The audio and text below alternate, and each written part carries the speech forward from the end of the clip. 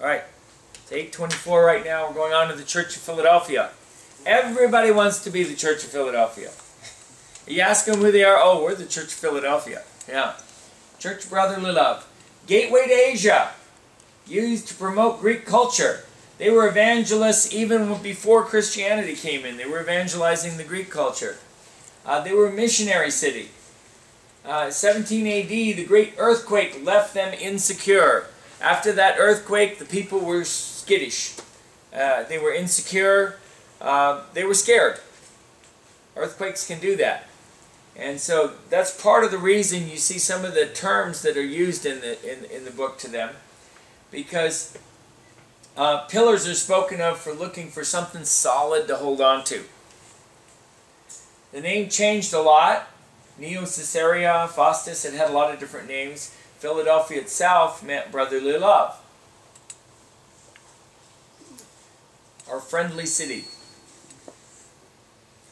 And to the angel of the church of Philadelphia write, these things says he who is holy, he who is true, he who has the key of David, he who opens and no one shuts, and shuts and no one opens.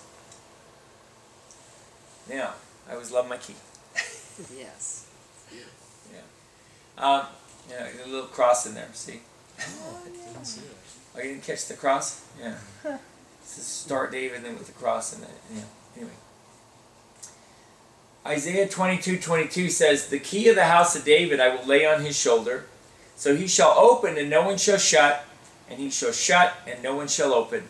I will fasten him as a peg in a secure place, and he will become glorious throne to his father's house. And this is a reference to Jesus. He who is holy, he who is true, he who what? Has the key of David. I know your works. See, I've set before you an open door, and no one can shut it. For you have a little strength, have kept my word, and have not denied my name. So this is the weak church. Everybody wants to be the weak. Nobody wants to be Smyrna, right? The poor persecuted, but you're rich. They want to be the weak church that only has a little bit of strength, but they still kept the word and they didn't deny his name. And that's my open door. I had to have an open door to throw in for my picture on my book.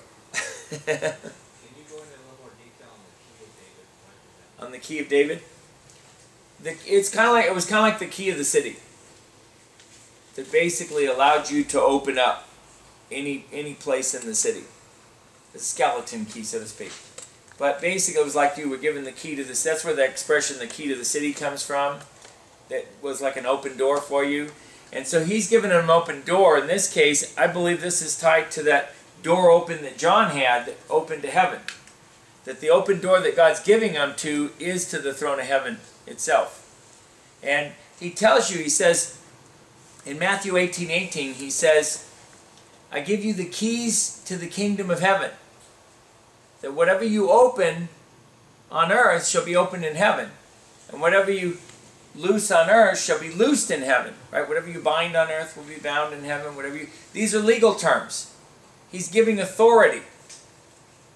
So he's giving them the authority for both binding and loosing. In other words, this is about us being representatives of God, diplomats. And we have his authority. And the significance of David. The key of David? Well, yeah. You know, this is, yeah. Jesus is sitting on the throne of David. This is the throne of God, you know, the throne of God, a man after his own heart. And it's the throne of Jesus that we're running off the authority of. Yes? You know, I think that's a real big authority position, because when you think about it, what we're doing is witnessing. When we give someone the gospel of Jesus and we talk to them about saving faith and what God can do for them, and we present them with an opportunity right there to either accept that or reject it, that's a pretty powerful situation, because you're kind of setting them up to either save themselves or condemn themselves by their rejection of God. And I think that's, when we're out there as witnesses and disciples, I think that's what he's referencing a little. Whoever you bind will be bound. If you give them the bind them to the fact that they have rejected God at that moment. They've been given the opportunity and they didn't take it. Well, and I think when you look at in the Ten Commandments where it says not to bear false witness, that's not about lying. That's basically, we represent God. He's saying, look, we are bearing witness of God. If we are diplomats of God, if we are not living that example, then we're bearing false witness. We're misrepresenting God the same way that Moses misrepresented God when he struck the rock and God told him just to speak to it. He represented God as being angry and God wasn't angry.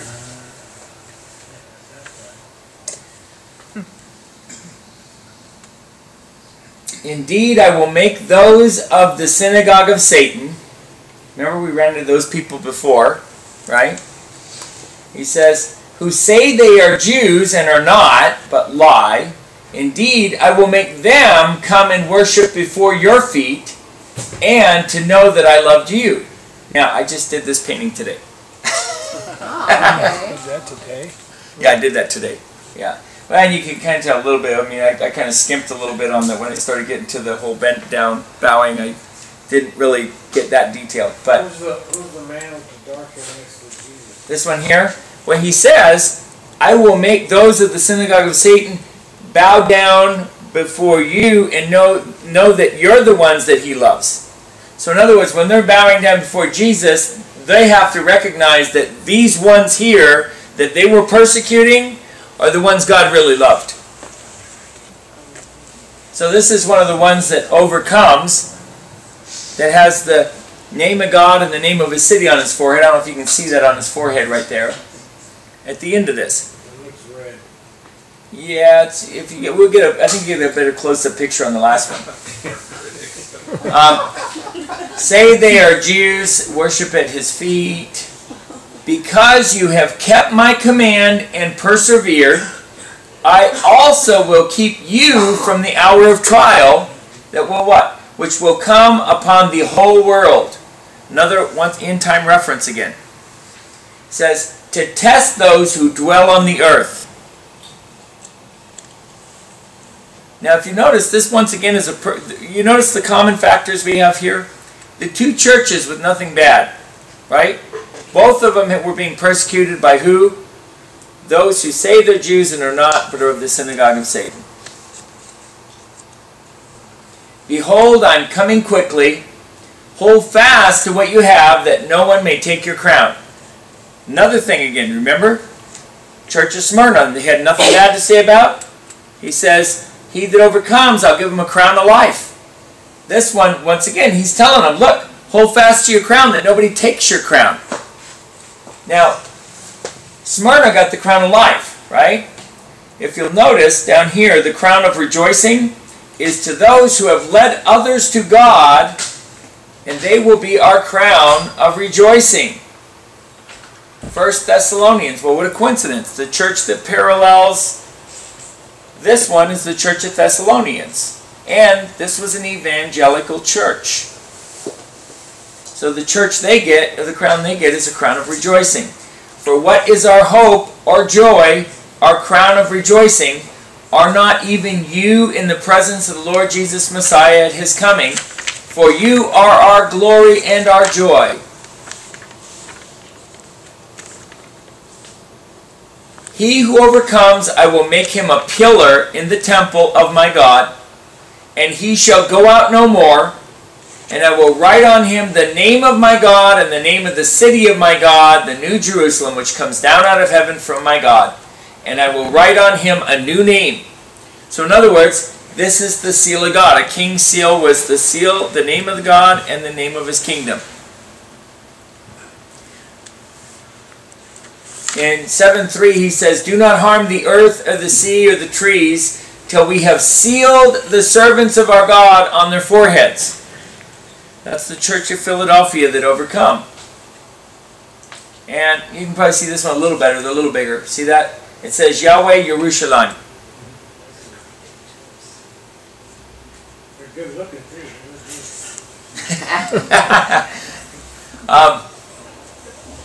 So basically, Jesus appeared to them as he who has the key of David, that whatever he opens, no one shuts, and whatever he shuts, no one opens, that he's opened a door for them.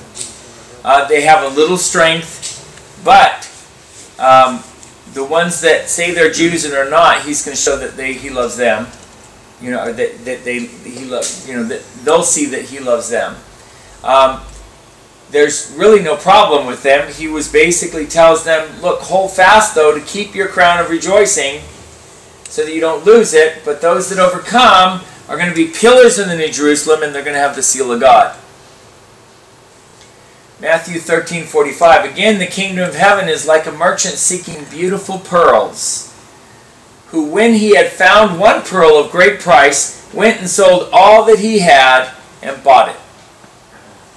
And this one actually have a it's that Pearl of Great Price musical song on there. But I'm not going to play it because I don't have speakers. It's not loud enough. What's wrong about pearls? What's wrong with pearls? Pearls were precious to Gentiles, not Jews. Why? Because they came from shellfish. They weren't kosher. Yep. They were sold out to save the Gentiles. This was an evangelical church. If you notice, it's interesting, when you do get to the New Jerusalem, the gates are made of a single pearl associated with each of the 12 tribes of Israel. That's an oddity. And yet it's something that God put in there, where you actually have a pearl for a gate for each of the 12 gates of the New Jerusalem when we get to the New Jerusalem. Now let's see, there's Peter with his wings. See that, Peter? And they're associated, like I said, 1730 to 1970, which was the time of a lot of the revivals, which was also the times of, you know, when people left and came to the New World for religious freedom. And they're associated with Thessalonians, as I just said and quoted from. First in Thessalonians, chapters 1 and 2 are on a saving hope. 2 to 3 is on a purifying hope, and 4 to 5 on a comforting hope. So the first 5 chapters is on hope, because why? They're a weak, poor church, and he's basically saying, hold fast. You endured. You're doing okay. Hang on to your crown. Don't lose it. It refers to the day of the Lord, and this was inspiration to them. When you got to 2 Thessalonians, it was on the day of the Messiah, and it was instruction on strengthening the stressful, on confirming the confused, and on discipling the disorderly. So basically, once again, this is why this weak church, where he's trying to encourage them and lift them up, because they don't have much strength, but he's going to see them through to that day. And if you notice, Thessalonians is the one that talks about, in the twinkling of an eye, being caught up, about them making it, he'll see them through that time of trial.